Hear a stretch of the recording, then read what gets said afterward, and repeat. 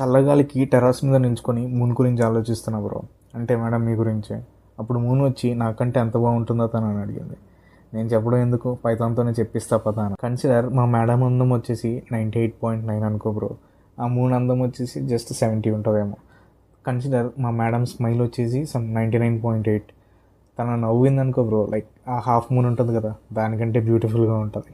Consider moon smile వచ్చేసి 60% అనుకుందాం. తనకి నాకు డిస్టెన్స్ వచ్చేసి 0 అనమాట. ఎందుకంటే తను ఎప్పుడూ నా హార్ట్కి దగ్గరగానే ఉంటుంది. తర్వాత ఈ మూన్ దూరం వచ్చేసి లైక్ సమ్ 3,84,400 అనుకుందాం. కన్సిడర్ ఇలాగ 2 వేరియబుల్స్ ఉన్నాయనుకో బ్రో, వాటిని కంపేర్ చేసి మనం ఏదైనా ఒక బూలియన్ అవుట్పుట్ తెచ్చుకోవాలంటే ఈ కంపారిజన్ ఆపరేటర్స్ యూస్ చేయొచ్చు అనమాట. సో ఇప్పుడు కంపేర్ చేద్దాం తన బ్యూటీని మూన్ బ్యూటీతో. Consider how beauty equal to moon అనుకున్నాం అనుకో బ్రో, ఈక్వల్ టు అని. సో ఇది ఫాల్స్ అనమాట, ఎందుకంటే తన బ్యూటీ ఎక్కువ కాబట్టి. నెక్స్ట్ వచ్చేసి తన smile greater than moon smile అందాం. ఇది ట్రూ అనమాట, ఎందుకంటే మన స్మైల్ వచ్చేసి 99.8. మూన్ వచ్చేసి డిస్టెన్స్ని కంపేర్ చేద్దాం బ్రో.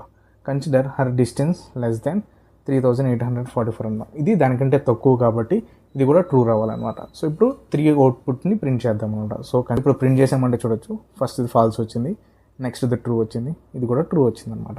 ఈ విధంగా మనం పైథాన్ లోపల 2 వేరియబుల్స్ని కంపేర్ చేయొచ్చు బ్రో. సో నెక్స్ట్ ఈ స్టోరీలో ఏం జరిగిందో తెలుసుకోవాలంటే నెక్స్ట్ ఎపిసోడ్ వరకు ఆగాల్సిందే.